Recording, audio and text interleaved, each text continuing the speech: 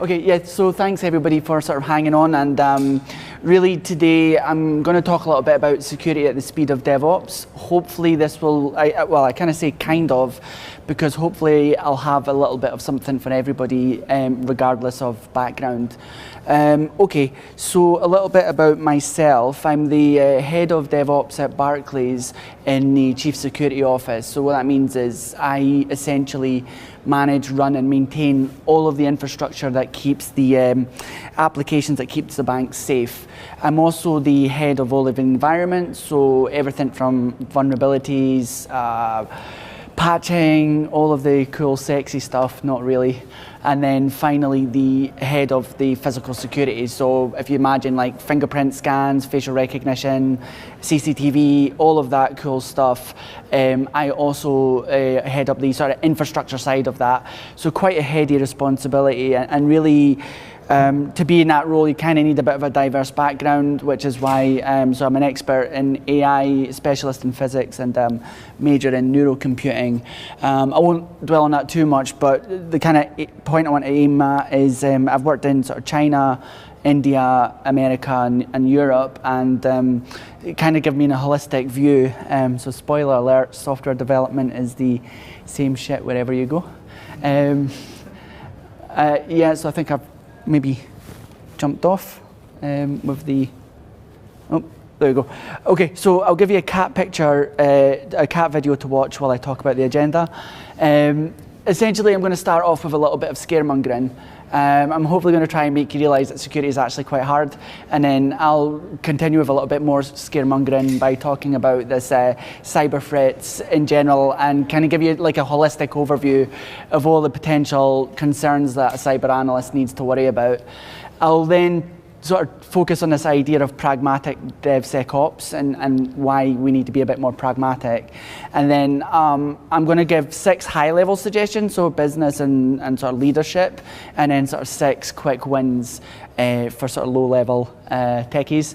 And then I'll finish off with, I'll talk about what a compliant AI secure infrastructure might look like. Sounds pie in the sky, it'll be quite simple once we get there, so don't worry.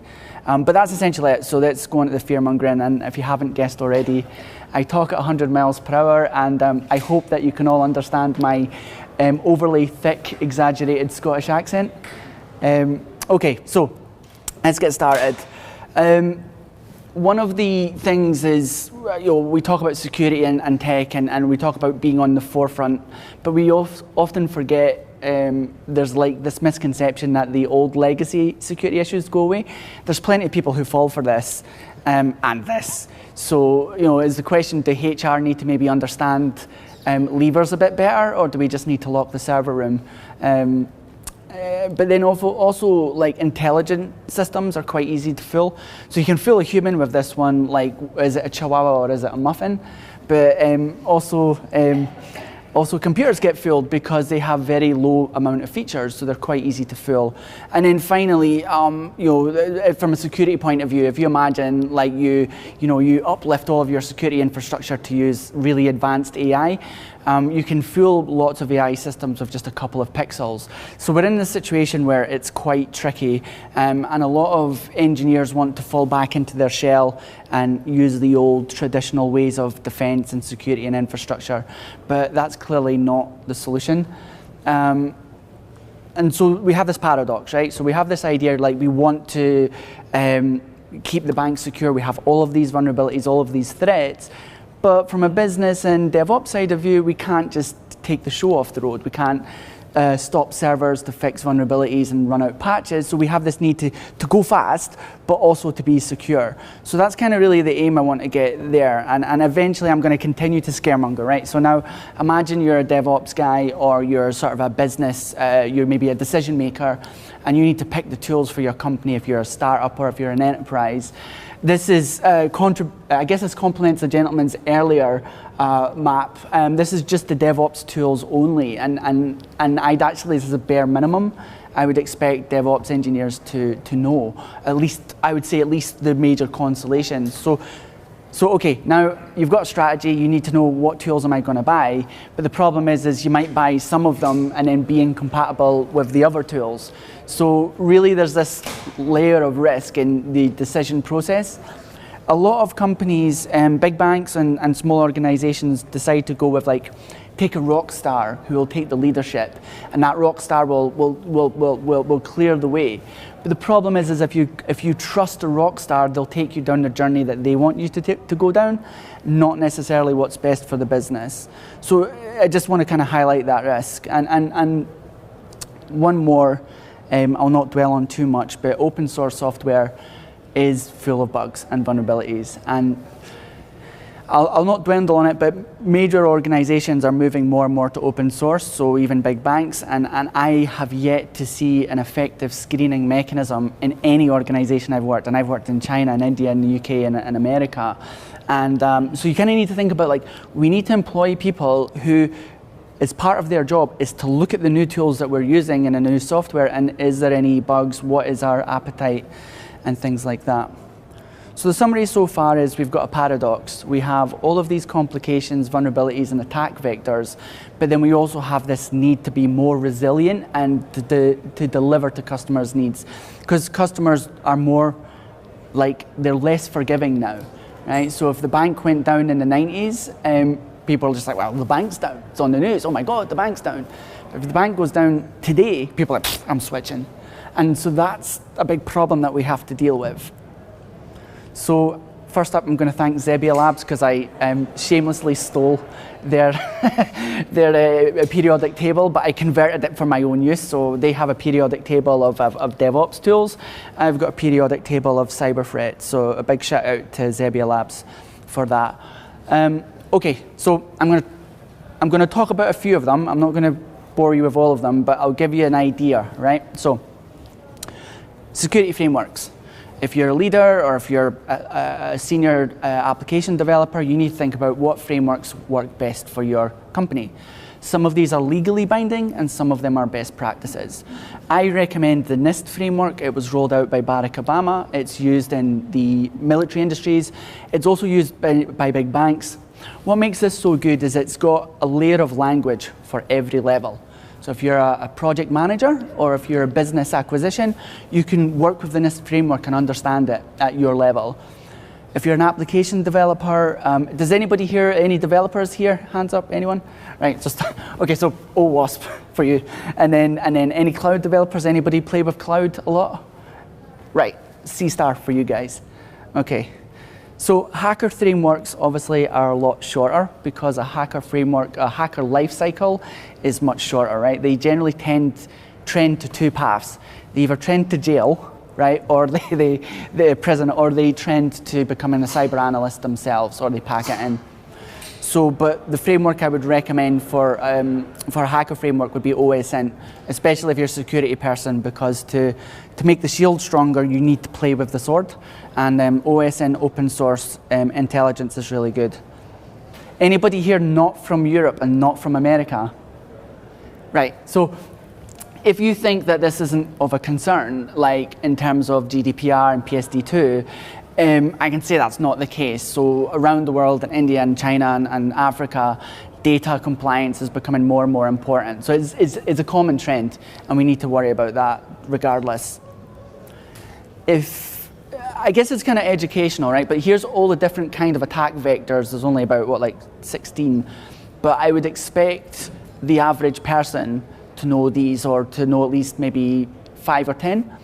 I would expect a DevSecOps engineer to know about 50, and I'd expect a cyber analyst to know about 80. In the world, there's over 1 million, so that's the problem. Okay, I'm not going to go over all of these, but you get the point. Social engineering, I kind of have to stop on that one because of all the systems that can be hacked and exploited, the human systems are the easiest and they're the most dramatic. So, I mean, you'd be surprised how many phishing scams there are.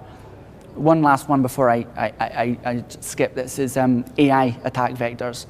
So if you think cyber attacks are bad just now, and if anybody's seen the news today, by the way, Labour's been hacked, and they claim that they've managed to successfully stop it. It was a DDoS attack. Looking at the attack profile, I think there's some AI in that. And so this is like what we're going to see in the future. We're not only just going to see high volume of attacks, we're going to see intelligent attacks. And so the need for better frameworks and defenses are really important. That top one I invented, and so you can check it out in the notes at the end. The point I just want to make is if you think things are bad just now, imagine a virus on your computer that trains on your computer and learns from your actions. It doesn't need to connect to the internet, it just learns from you. That's really bad, because that means it can evade antiviruses and just sit there, keylog, get your bank details, understand you as a person, right? So it might not need to get sensitive information, it could just get information on the way that you transact and the way that you live, and that information could compromise you in different ways, or your friends and family. Okay, so hopefully I've convinced you, right? So scaremongering's finished now.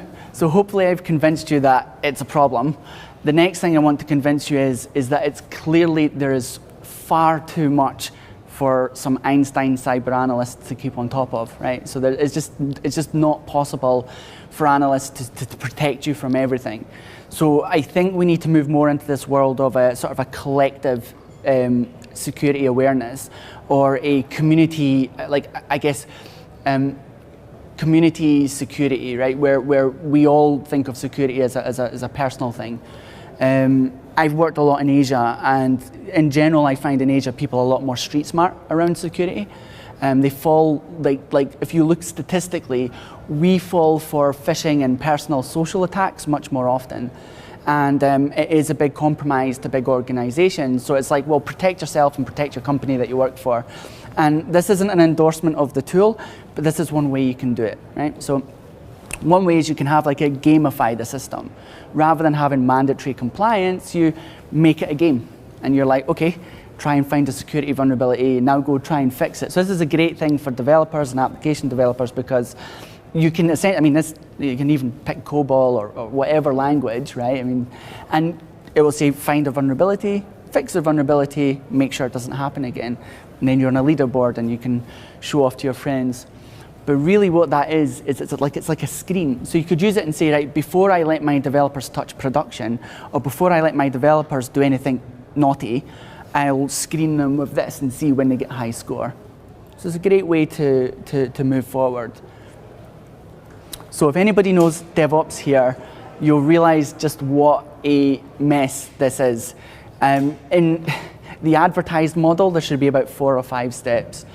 The point I want to get across here is, and I won't dwell too much, is try not to solve everything, because you might end up getting nothing.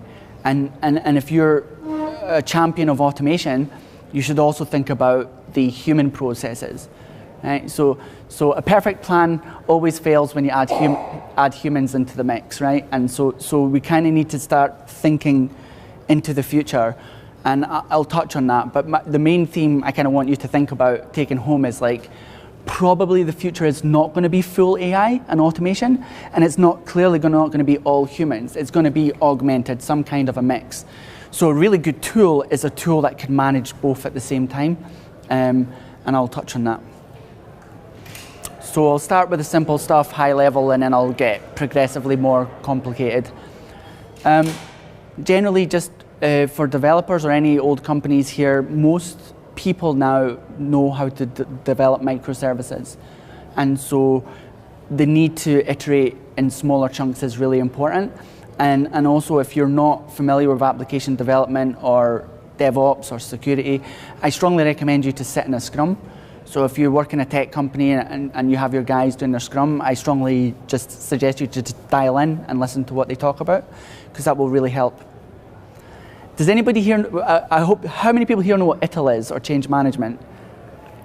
Right, okay, good, that's good. So I think we can all agree it's broken, and I'll give 2 examples. The first one is we raise emergency changes just to get things in on a Friday.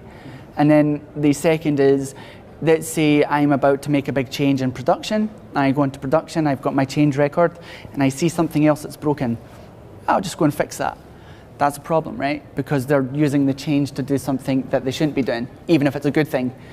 This was invented in the 90s, and it should have died in the 90s. So we really need to evolve ITIL.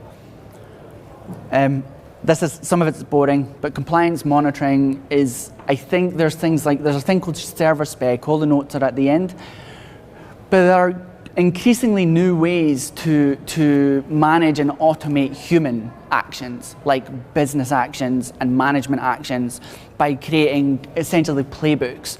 And these playbooks, you can define certain ways that you can combine business risk and management risk using things like server spec.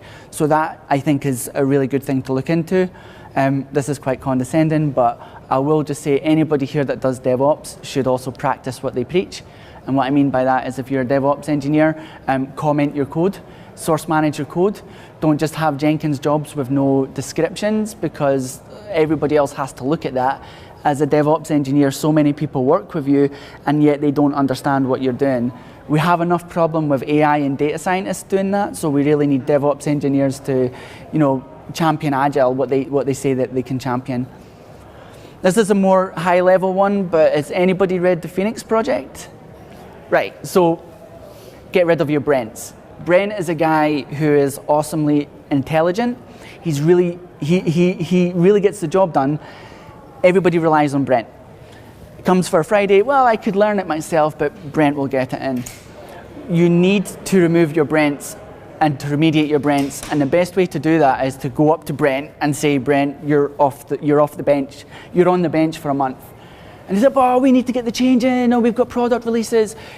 But your long-term risk increases the more that you rely on Brent, and you have to draw a line in the sand somewhere. So my advice is, don't try to do it slowly, just take him off for a month, him or her off for a month, and get her on KT duties. It will be hard to get everybody else up to speed, but it needs to be done. Finally, this is what keeps me up at night, is vulnerabilities and bugs and issues on the servers, and I don't have any solutions because there's too many people who think there's solutions, yet we still have the same problems. My only advice is, you might want to think about two things: how you can combine all of your insights into one place. So my vulnerability scans and my patching scans agree. And the second is how you can, for example, if you use SSH or Ansible or Chef, create a way, like write a script where that you can look at every single machine or AMI or VM and just feel out and get a list of, here's where all the directories are, here's all the user groups, security groups, and understand what good looks like. Create your own template. From that template, you can then move into steps. So you say, this is a Linux template, this is a Windows template, and then slowly enforce that. So you start off to work out how much people deviate, and you try to bring them in over time. Okay, so I realize I'm cautious of time, so I'll move a bit quicker on the quick ones. Developers, DevOps, and testers, help your support team make ways that they can have things like buttons and Slack, so when they get an alert, server's down, and then they can just say, would you like to restart the server? Yes, push the button. A lot of us are millennials, and we have a low attention span and a low patience, so we may as well just make the chat their command and control center. It's easily done. You can just get 2 weeks of a developer's time and say, can you build a bunch of buttons and integrate into Jenkins? This one's for everyone. Evil user stories. So if you know Jira and Scrum, why don't you every sprint make one story, just one task, and say things like, how can I sabotage my product? How can I make it, how can I inject bad code? Or how can I reduce business profitability or increase risk, right? Do it as a Friday session for fun. Do maybe 5 minutes, 10 minutes, don't spend any more than that, and just ask people what's the worst thing that could go wrong? And then write a story about it. And then the next sprint, just have somebody look in and see if they can validate if those concerns are real or not. And that's you baking your technical debt into your activities. Okay, smart pipelines, I won't go into that too much, but for DevOps, you can use your logs. ML's getting easier and easier these days, so you can learn from your logs to predict when there'll be infrastructure failures. People get scared of that because DevOps engineers, the only thing that they don't know is AI. So I do think, because it's getting easier and it's out the box with Amazon, they should kind of embrace that. This is one for everyone. Humans and machines will eventually have to coexist in the one symbiosis. Like, don't just have service first for human management and then some orchestration for all of your automation. Bring them together. Like, map your automation and human dependencies. Zebia Labs have a stall. There are other tools out there, such as Urban Code Release. It died in the 90s. I want to bring it back. I think we should, because it is the future. We need to figure out how to manage humans and automated services in a one seamless way. I'm finishing up, I promise. But this one's a big one. Code amnesty, right? So I know that this is really like basic, but why not have a day where you can say, right, guys, just tell me the shit that's not working. Like, I'm not gonna blame you. I'm not gonna attack you, but just come to me and say to me, well, this server should have really been fixed, or this, I guess this program needs to be updated. There's a vulnerability here. We shouldn't have installed this application. And give the coders a chance to flag what we all know and make sure that the leadership are aware of it so they can just address it. But then don't punish them, right? Final one is there's cool tools for school. So things like, everybody here, please use Pond. Go to Pond as soon as you finish and put in your email address. See if your email address has been compromised. Right? I mean, you'll be surprised. It's like Pond. As soon as you Google it, it'll be the first search. Put in your email addresses and make sure nobody's taking your passwords. There's a few other tools such as Hack the Box I'd strongly recommend for pen testers, because pen testing part is the future. Okay, I will spend 30 seconds on this because I don't want to lose you completely, but the future of security, so this is just for the future, right? Security of AI applications is really, the way that we do it right now, if you imagine a company, they work with a third-party data platform or a third-party machine learning platform. We've got a mobile app. The customer wants to go to the checkout, they buy something, and we produce a fraud score. Now, big companies don't want to do that themselves, so they'll outsource the work to maybe a data company. The problem is that's not really compliant, because if you look at where the green goes into the red, what's actually happening is we're chucking data over the wall. And I, as a customer, I did not consent to you sharing my data with a third party. But that's what happens, right? And that's GDPR incompliant. The way to move forward is, and this is the final part, I promise, is where that little cog is, what we're actually doing is we're training on the client side. So we share with the third party what we learned from the customer, not the customer's data. There's some other things there, but that's the general idea. So I think the future of AI security is client-side training. But I did promise it would be about 30 seconds, and I'm kind of done. I really appreciate your patience. Hopefully there was a bit of something for everyone there, and maybe some ideas to take home, and really thank you for your time.